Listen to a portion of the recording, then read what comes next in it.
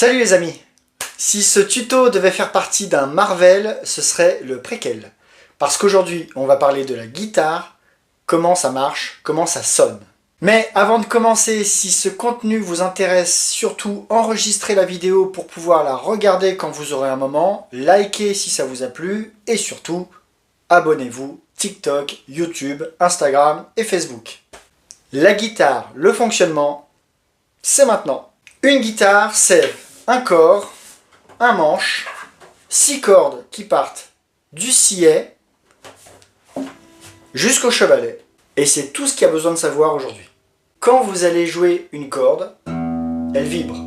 Si on joue les cordes sans mettre les doigts sur le manche, elles vont toutes vibrer à une certaine fréquence et faire des notes. Sur un accordage standard, ça va être le Mi, le La, le Ré, le Sol, le Si et le Mi.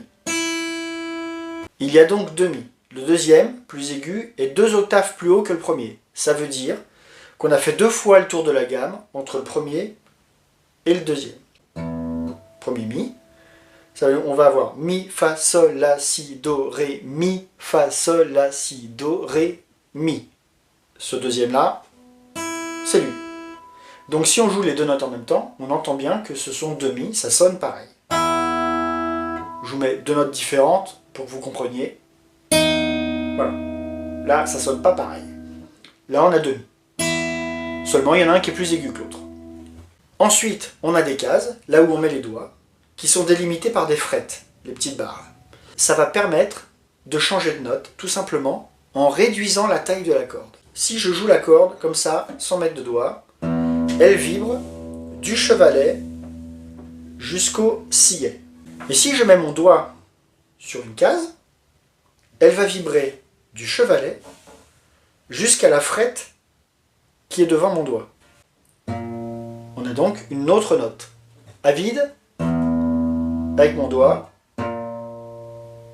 tout simplement. Et donc chaque case sur chaque corde va avoir une note différente.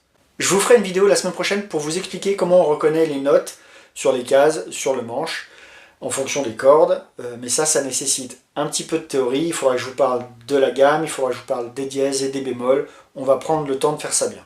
Et voilà les amis, j'espère que ça vous aura aidé. S'il y a des choses qui ne sont pas claires, n'hésitez pas à me poser des questions. Et sinon, sur ce, je vous dis à bientôt et je vous fais des bisous.